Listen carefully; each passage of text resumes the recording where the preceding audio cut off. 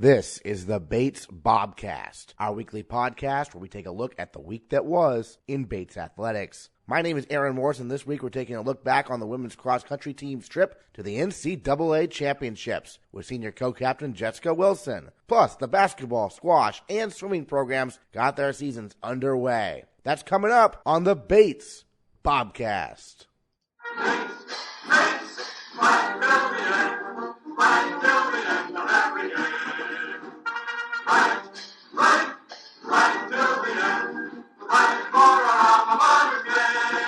Women's cross country competed as a team at the NCAA Championships for the fourth time in program history this past Saturday in Louisville. They finished 19th out of 32 teams, led by senior co-captain Jessica Wilson, who came in 87th out of 280 runners. With students off campus this week, we hopped on the phone with Wilson to recap the Bobcats' trip to nationals. It was an awesome experience. We had a little bit of flight trouble going there and back, so we ended up actually having one of our flights canceled. So what ended up happening was that the team spent the night in Portland, and we all went out to dinner together, and that was actually a very sort of relaxing, fun bonding experience because we were able to sort of leave the stressors of school behind and kind of start to focus on the meet. And then by the time we actually got to Louisville, we were very focused and very ready to do well, and considering that we'd already been there before and we'd already seen the course, we felt pretty confident going in, considering that a lot of the other teams didn't have the opportunity, any of the New England teams, to come and compete like we did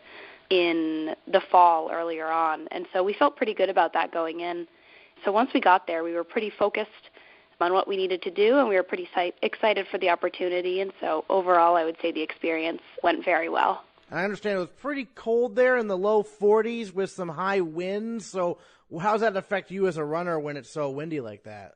Yeah, it was kind of funny because we flew into Louisville and it was about 75, 78 degrees the day before the race, and obviously not what we're accustomed to up in Maine, and so that was a bit of a shock. The following day it dropped to 42 degrees with about 15, 20-mile-an-hour winds, which ironically is what we're more accustomed to, and so I think that coming from New England, our team was actually very prepared for that.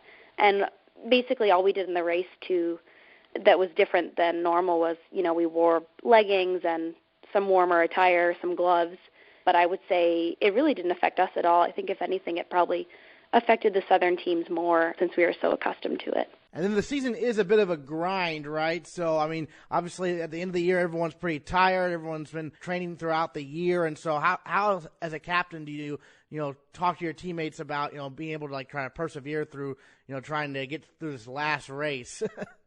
Yeah, definitely. Yeah, the cross-country season is, very long because we start training in June, so we have 3 months of training and then, 2.5 months of racing. And so it can be a lot on our bodies and our minds, and I think that, what we've really been trying to do the last probably month and a half is just really try to emphasize getting a lot of sleep, getting a lot of rest, drinking water, trying to be pretty smart, make safe decisions, and I think our team has done an amazing job of that. We've had practically zero injuries, and if anyone has gotten sick, it's been sort of, small colds, nothing too major, and so we really, had luck on our side, but I would say our team was also very smart in preparing for this long season, and so, when we got to regionals, we were all obviously quite tired, but the prospects of going to nationals really kind of continued to propel us through and give us the motivation to keep carrying on. And then, going to nationals, we, even warming up the day before, we could all feel it in our bodies that we were almost done. But, at that point when you have one more race left, and it's, for me and my co-captain Molly, it's our last race of senior year for cross-country, we all gave it our all, no matter what we had left. And it was kind of nice knowing that, that was the last-ditch effort, and now we all have a week off. So it was pretty satisfying at the end there. Take us through what was going through your head when you crossed the finish line, because it is your last cross-country race at least. Yeah, mostly just pain and trying to stand upright, to be honest. Right. When you cross that finish line, it's kind of a bit chaotic because everyone around you is sort of trying to remain upright, and a lot of girls are passing out or crawling around on the ground. It's kind of really like a battle scene, to be honest. And so really what I try to do is I tried to sort of compose myself and then look around for my other teammates and make sure that they all kind of get out of that chaotic scene okay, because it can be pretty overwhelming when you finish racing and you have no energy left and you look around and it's like, all of these girls are passed out around you. Mostly what I tried to do after races is just try and sort of collect the team and make sure everybody's okay and everybody's still left standing. And I think, when we all finished, we were just so exhausted that it was just really sort of reassuring to find each other and to give each other hugs and say, we're done. One of my younger teammates, Sarah Rothman, who's a sophomore, she just kept smiling and just saying, we're done. We finally did it. We're finally done. And it was just so reassuring and very, rewarding to be able to race in that final race. So, some of us were happy with our performances. Others felt they could do a little better. But I think ultimately everyone was just so proud of how far we had each come as a team. And so it really just made it that much more rewarding finishing at the end all together. Excellent. Well, last question for you then. Any other thoughts on, looking back on your cross-country career here at Bates, any other thoughts on, what it meant to you when it's all said and done here? Yeah, I think, before the race, we all kind of meet up in the hotel room and we talk about sort of how we're feeling about the race and sort of our goals for the next day. And, something that cross-country has really shown me is that when you have this type of support system and when you have, strong coaches, it can really transform your college experience. And so as I look back on my past experience, I know that it's really changed who I am as a person and made me a stronger person. And now looking at my younger teammates who I see, maturing and strengthening, and they begin to do things and say things that just really impress me and make me really proud to be their teammate. It's really, really an incredible group of girls, and it's an incredible experience to be able to share with 7 or 8 other girls. And so I think that, looking back on cross country, it's probably been one of the highlights and probably one of the most formative things that I've done in college and had the opportunity to do. So definitely bittersweet, but it's also very exciting because we now get into track. So, one thing ends and another thing begins. Just looking forward to the track season. It should be good. Jessica Wilson, thanks so much for taking the time to join us here on the Bobcast to recap nationals for the women's cross-country team. Appreciate the time. Thanks, Aaron. Appreciate it. The end of the cross-country season means that we can officially wrap up the fall sports season and move straight into winter sports. Some Bobcats have already earned awards for their performances this fall. Senior captain Mark Upton of the Bates football team is a 2016 recipient of the Gridiron Club of Greater Boston's Swede Nelson Award for Divisions 2 and 3. Upton is Bates' first ever recipient of the Swede, which is given annually to one player from a Division 1 program and one player from Divisions 2 or 3. Upton was also a first-team All-NESCAC selection on defense, and senior captain Trevor Lyons earned second-team All-NESCAC honors. Sophomore punter Justin Foley earned second-team All-NESCAC honors as well. In women's soccer, Olivia Amdor earned second-team All-NESCAC honors, and senior Chandler McGrath was a first-team All-NESCAC selection in volleyball. Now let's get into winter sports. The women's basketball team in Bowdoin co-hosted the Graff Memorial Classic this weekend in memory of the late Bates head coach, Marcia Graff. On Friday, the Bobcats fell to Norwich 55-39 before hosting an exhibition game against Central Maine Community College at Alumni Gym on Saturday, winning 60-54. We caught up with head coach Allison Montgomery after Saturday's win. Well, Coach, Central Maine Community College, a team you're obviously not used to facing ever because they're not even, Division III, coming in here to Alumni Gym. You get the victory. What were your initial impressions of this game for you guys and the tournament in general? I mean, I knew this was going to be a really nice challenge for us because, first of all, Central Maine is 9 games into their season, and that makes a huge difference, I think, and just their style of play, the way that they press and play really up-tempo, and they play a ton of kids. So it's just a different style than we see really for most of the year. So just those two things, and I think coming off just a really, really tough performance last night, where we could not throw the ball in the ocean. I think those 3 things, I knew what kind of challenge it was going to be. And, they're right down the road, so they're a rival in that way. And I knew they'd bring fans. And so I knew there'd be a whole host of challenges, yeah. On Friday, a little bit of a tough shooting night, but tonight a bounce back. So it's good to see the ball go in the bucket a little bit, right? Yeah, it is. And I just think, I mean, yesterday was a tough combination of a lot of things, but I think a lot of it was our team just kind of needed to relax and play. They were so tight yesterday, and then we lost our confidence really early on and then just could not get it back. So I thought, they just relaxed, played together, just had better chemistry. Saw some first years get a lot of playing time. Christophe and Kennedy, what were your impressions of them? Yeah, super happy with just their composure. I mean, Carly gave us a ton of confidence just being a capable ball handler in the backcourt. We needed somebody else. I mean, Bernadette played the whole game. They pressed us the whole game. And so to have someone who was just making good decisions with the ball was huge. And same with Kelly. Like, she's just, smart, I think really composed for a freshman, and I think got some valuable minutes. And obviously, it looked like in this game, Bates dominated the boards. Oh, yeah. Allie had 21 rebounds, but turnovers were an issue because of that press. Is that something you're going to be working on a lot in practice, breaking the press? Yeah, definitely. I mean, they force an average of 37 turnovers. So, I mean, and we have a team goal of not having more than 15, so obviously that's more than we want. And they just, they went on some stretches where they got a couple in a row. So absolutely, it's something that we focus on all the time, whether we're being pressed or not, and something we prepared for a lot. But I'm just glad that, it didn't sort of tip that scale and cost us the game. All right, Coach, thanks so much. Thanks, Aaron. The men's basketball team played a thriller in their season opener, falling to DeSales 71-70 in overtime on Friday in Worcester, Massachusetts. The Bobcats were able to force overtime on an improbable Marcus Delpeche three-pointer to beat the buzzer in regulation. It was the first made three-pointer of the big man's career. Then on Saturday, Malcolm Delpeche scored 20 points, hauled in 10 rebounds, dished out 3 assists, blocked 2 shots, and recorded 1 steal to lead Bates to an 83-63 win over Salve Regina. He had tallied 16 points and 9 rebounds the night before, averaging 18 points over the course of the 2 games. For his efforts, Malcolm Delpeche is our male Bobcat of the week. Well, Malcolm, first of all, I want to ask you about the shot your brother Marcus made to force overtime on Friday. The first three-pointer of his career. What was your reaction when that shot went in? I think my reaction to that wild shot was like everyone else in the bleachers and on our bench. So it was just kind of just craziness, almost disbelief.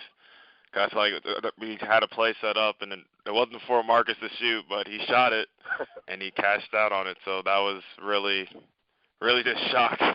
But like I said, we're all just happy that shot went in and that we got a chance to play some more basketball.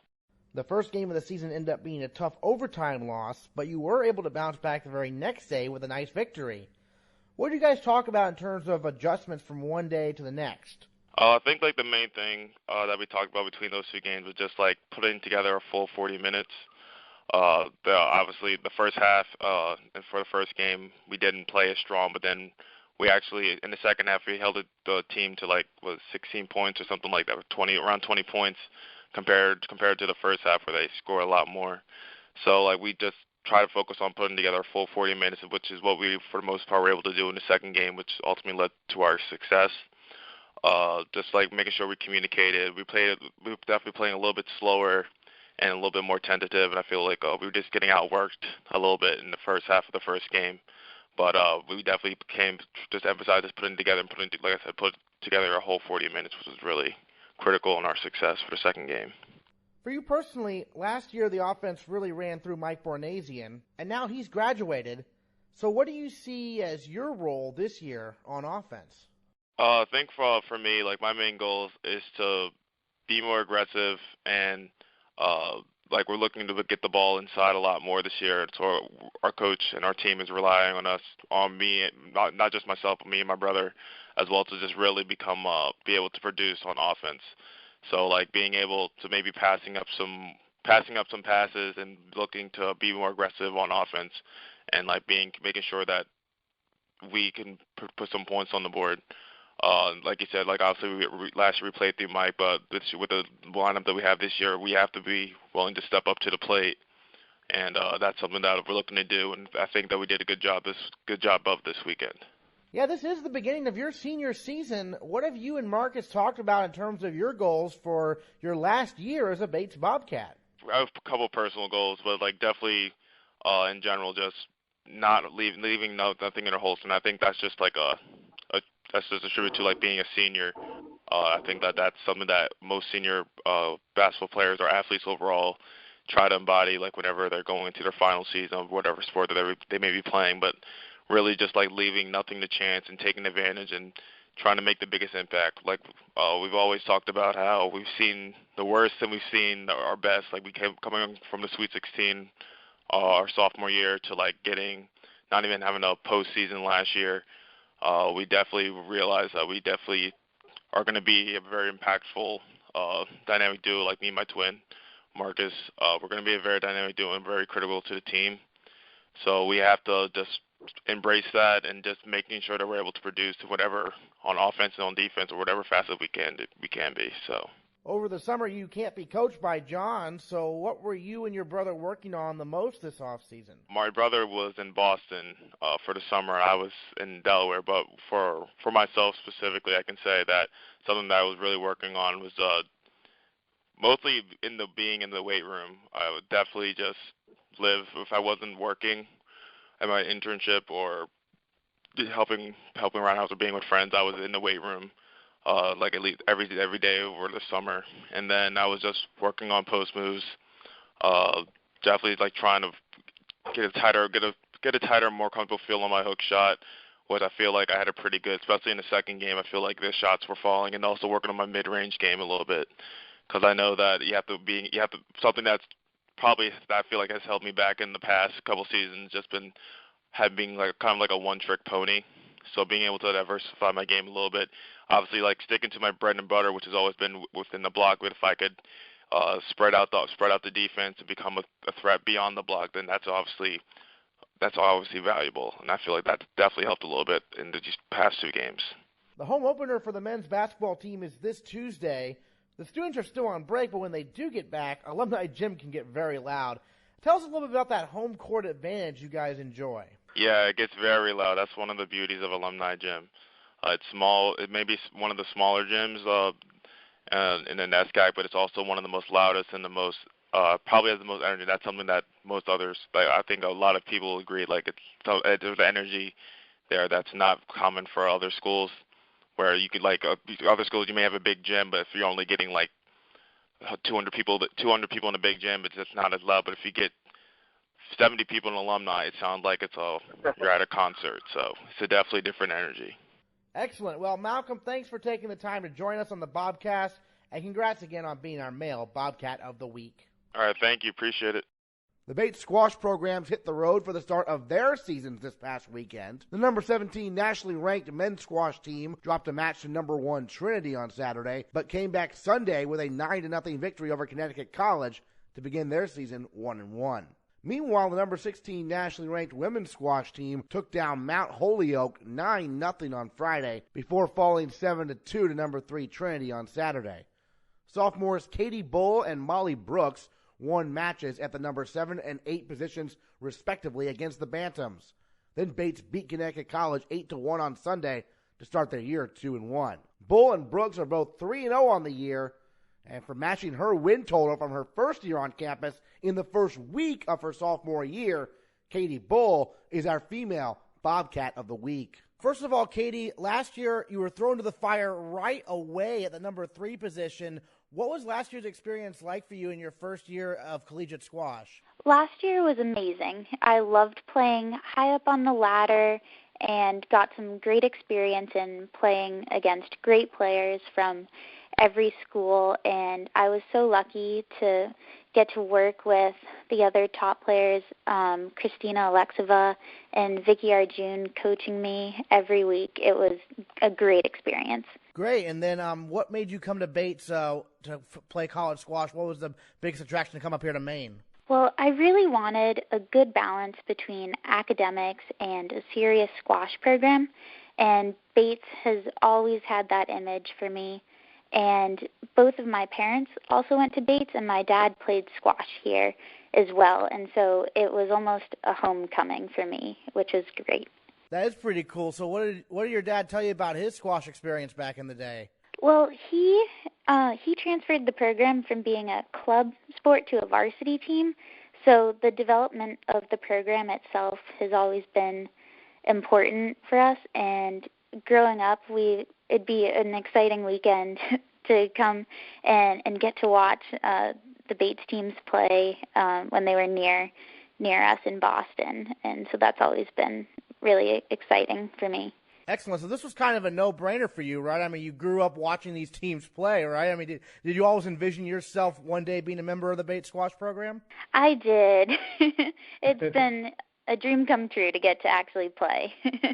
Sure, absolutely. And then this weekend was a great one for you, going 3-0 over the weekend.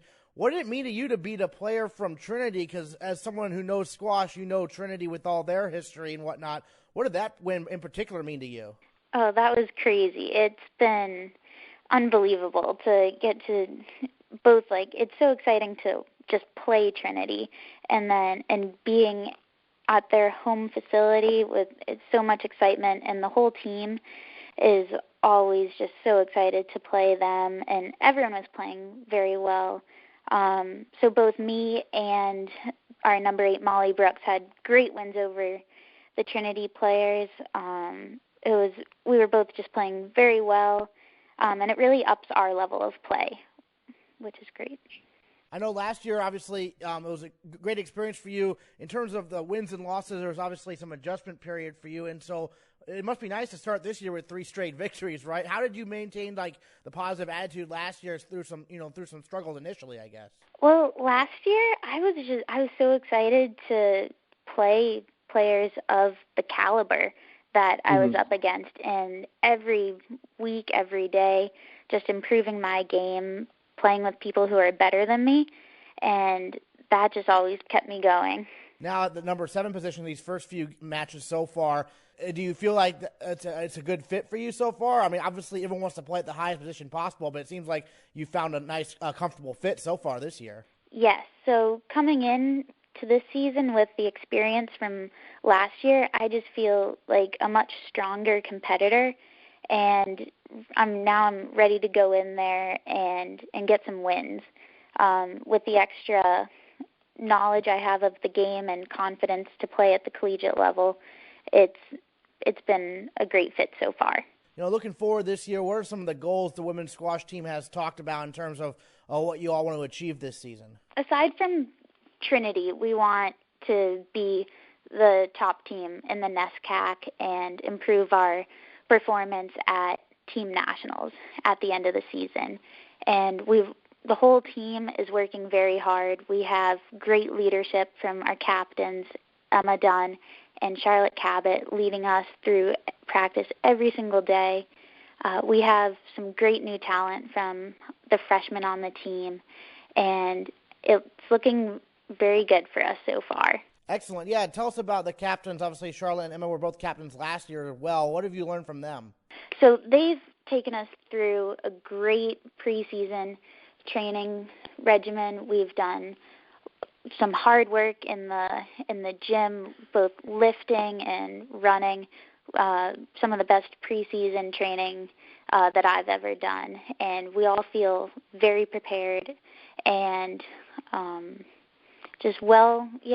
the captains have introduced us, and the team is so young that they've really prepared us to go into the matches with the confidence and focus that we need to do well. Now, last question for you. You get a little bit of time here until your first home match of the year, December 2nd against Bowdoin. Obviously, Bowdoin, a big rival for you all, right? I mean, how excited are you for the first home match of the new season coming up?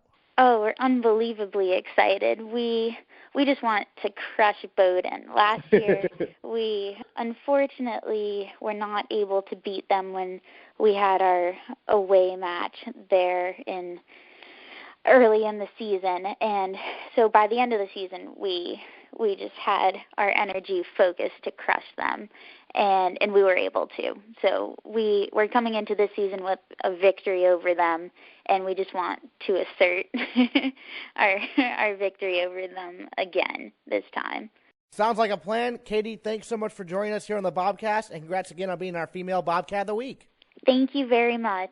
The swimming and diving programs got their seasons off to a great start this weekend. Both the men and the women traveled to Wesleyan on Saturday and Trinity on Sunday. The Bobcats swept both dual meets in fairly dominating fashion. The women won 15 out of 16 events against Wesleyan, while the men won 10 out of 14 swimming events. Then junior Teddy Pender set a Trinity pool record in the men's 50-yard breaststroke on Sunday, and first-year Janika Ho set a Trinity pool record in the women's 100-yard butterfly. We'll have a full swimming preview with head coach Peter Casares next week on the Bobcast as they prepare for the Maine state meet. We'll also be sitting down with squash head coach Pat Kosker to look ahead to the Bobcats' first home match of the season. Plus, we'll recap how the basketball teams do over the Thanksgiving break. All that and more next time on the Bates Bobcast. Bates, my